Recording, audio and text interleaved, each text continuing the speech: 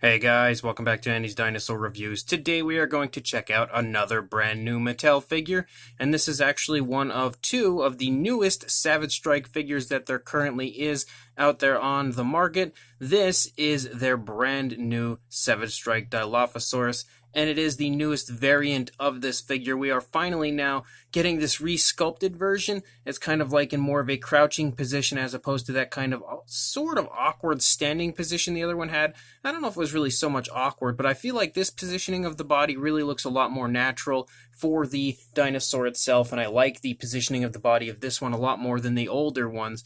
But again, you can see the packaging is pretty much just your standard Jurassic World packaging, except we have a very large open hole right here, and I don't know if that is just for the frill to kind of come through if you want to try the action feature out in the store. Mine actually doesn't come through there, so it doesn't really serve much of a purpose for me. But down here in the corner, we can see a few images of the other Savage Strike figures that have come out in this line. We have Velociraptor Delta, the newer Stygimoloch, as well as the Pachycephalosaurus that was in an older line has now been re-released again. That's probably like 2 or 3 waves back of these Savage Strikes, and it's nice to see that one now back out again. But you can see an image as well here of the Dilophosaurus sporting the action feature that is included. So let's go ahead and break this open and take a look at it right now. So here is our newest Dilophosaurus. Actually, let's move it into frame a little better. And I definitely can say without question I like this one a lot more than the previous Dilophosaurus figures from Mattel. Of course, I like the Amber Collection version the best because that one is pretty much the ultimate Jurassic World Dilophosaurus figure toy sort of deal. But this one is definitely really nicely done as far as the sculpt. The paint scheme it's not terrible, but it's not that great, but the sculpt definitely appears better on this one. Aside from actually this kind of bulky area here in the neck, I don't really know, I guess there's not really much they could do about that, but it is definitely a little bit of an eyesore, that kind of bulkiness there in the neck. But aside from that, again, really nice looking at first glance. So let's go ahead and get a closer look at it right now. So starting up here at the head sculpt of the Dilophosaurus, you can see that the head sculpt is quite beautifully done, very nicely detailed all throughout the head sculpt. You can see a very nicely sculpted out nostril there. The eye is painted with a yellowish color and given a black pupil. It is definitely a little sad to see that there is no paint application on the head aside from the eye paint, because honestly there's just nothing going on within the head. You would expect some sort of alternate color maybe in the crest or something, but we don't really have anything aside from the eye color and then the primary body color, which is definitely a little bit of a downside. And one other downside that I'm noticing straight away is actually the lower jaw. First of all, for some reason just looks a little thick, looks a little odd to me, but aside from the thickness of the jaw, I think the detailing on it just for some reason looks a little muted. If you look at the sculpt and detail of the upper side of the head and the upper jaw and everything, it's very nicely textured as far as that really beautiful scaly appearance.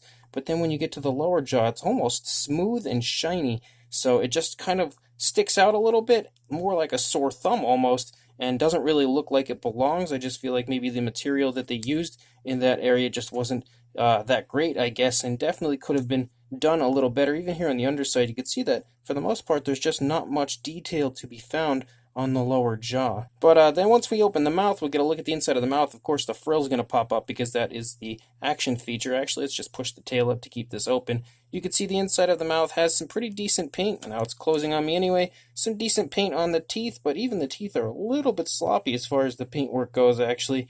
They just look like a little too thick as far as the paint applied. The sculpting of the teeth appears to be pretty nice. I'm also not a huge fan of that kind of really bright red that's in there on the tongue and everything. I really feel like they usually use a much more natural tone of color for the inside of the mouth, but on this one we just have like a bright red, almost like I guess it had just eaten and it is just filled with blood inside the mouth. I guess that's how I can accept this. It is nice to see some coloration there on the upper side of the inside of the mouth, as a lot of the times the Savage Strike figures do tend to get skipped out on in that aspect, but a little bit of an up and a little bit of a down as far as the head sculpt goes. As we move back into the frill, though, the frill actually looks really nice as far as the sculpt and detail of it. Very nice textured appearance to the frill, and I love how wavy it looks as the frill is kind of back in this position, and then once you actually release the frill, it looks super cool. Maybe not quite as stiff looking as it looks in the Jurassic Park film when the Dilophosaurus actually exposes its frill, but still pretty nice, and I love the kind of wrinkly appearance to it because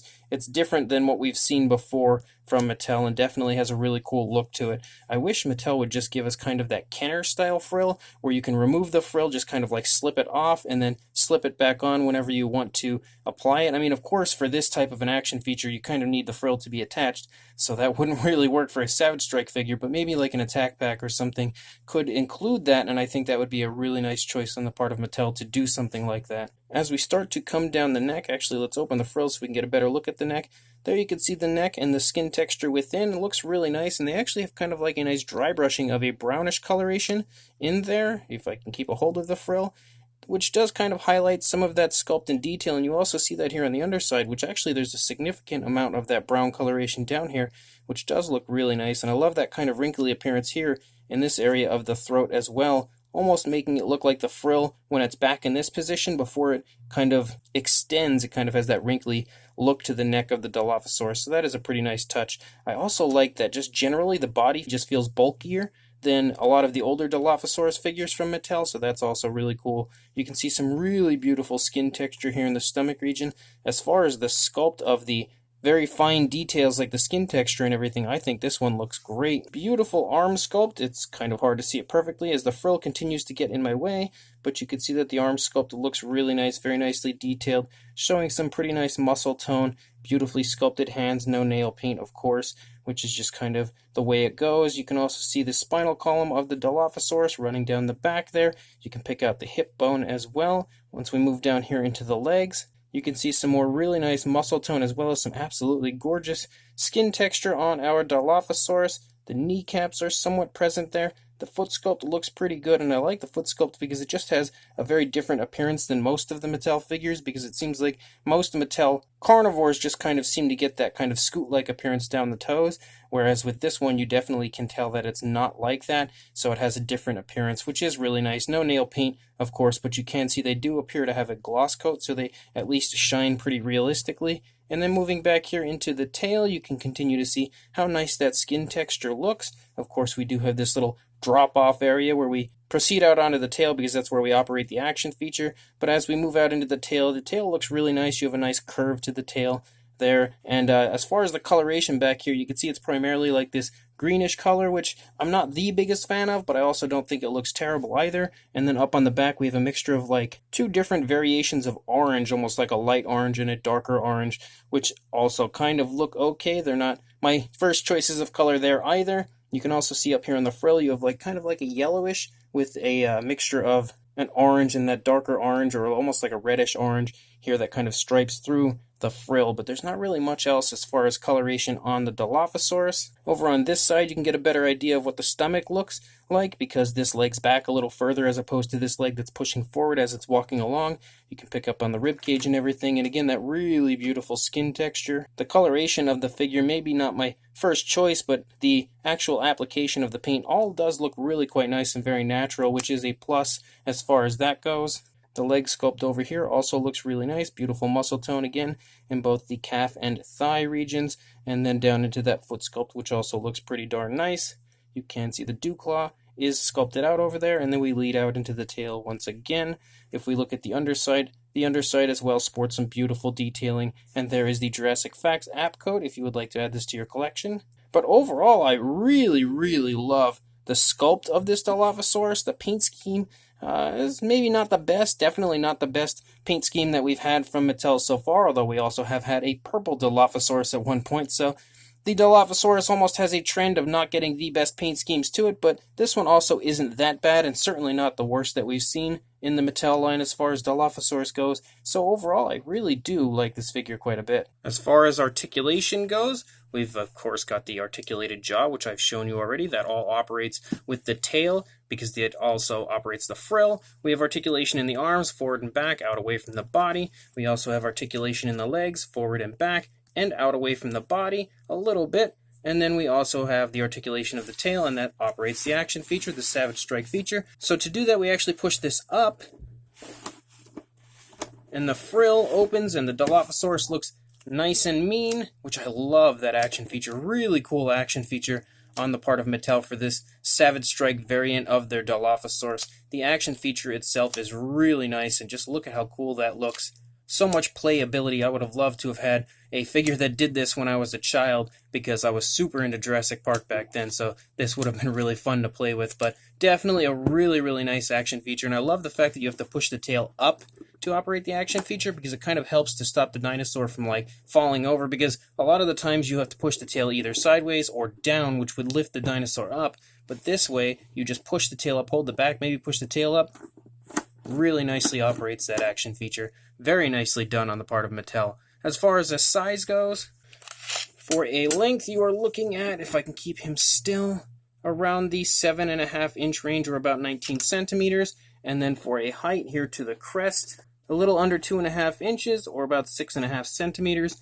And then to the tip of the tail, you were looking at about 3.25 inches, or around 8.5 centimeters. For a size comparison, there is Mr. Papo T-Rex, the Attack Pack Dilophosaurus, and Robert Muldoon next to our brand new Savage Strike Dilophosaurus. And next to these figures here, you should have a pretty good idea of what the size of the figure is. But if not, if you happen to have any other Savage Strike or Attack Pack sized figures, it's very close to that size range. So hopefully that will help to give you a good idea of the fact that the Dilophosaurus is pretty small, but it's definitely not too small. Overall, it's definitely a nicely sized Dilophosaurus. So this brand new Savage Strike Dilophosaurus from Mattel is another really cool Savage Strike figure. I actually think the Savage Strike line overall has been quite awesome and has included some of the best dinosaur figures that Mattel has released. Definitely some of the most wanted figures if you look back, with things like the Dimetrodon, Scutosaurus, Postosuchus, all kinds of really cool species have entered the Savage Strike range. And we've also had, again, a Dilophosaurus before, but we now have this new kind of crouching variant, and I really, really like this figure. I am always okay with getting another Dilophosaurus added into my collection, and this one from Mattel is quite nicely done. The detailing overall is beautiful aside from the lower jaw. I think it is extremely highly detailed and really sports a beautiful skin textured appearance and a very nice scaly appearance up there on the face. Everything as far as this Dilophosaurus goes when it comes to the sculpt and detail looks great, except for the lower jaw, which has for some reason a bit of a muted appearance to the detailing aspect of it. It just for some reason it looks like the detail was almost washed away, and I don't really know why. It also kind of has a shiny appearance to it, and it shouldn't, because the rest of the face does not have that kind of glossy appearance. The frill does. The frill definitely has a bit of a glossy look to it, but I think that's just kind of to add that little bit of flashiness to the frill when it opens up to really kind of catch your eye, and that was a nice choice as well on the part of Mattel. But other than the lower jaw, the sculpt and detail is awesome, and I love the fact that this Dilophosaurus is a bit look thicker, I would say, than previous releases. It just has a little bit of a healthier look to it. The paint application is not the best in the world, but it's not the worst either.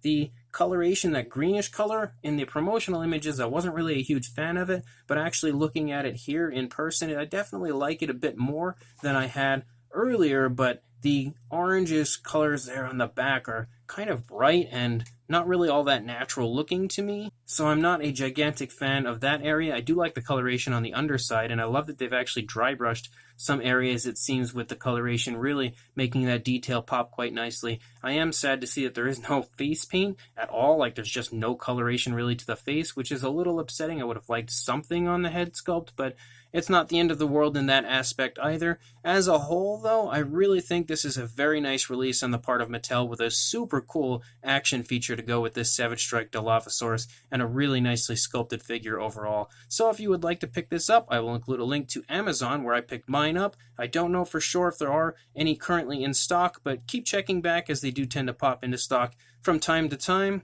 Or you can just head to your local Target, as they've been showing up there as well. So either way, make sure you like, comment, and subscribe, and I will see you in the next review. Thanks for watching.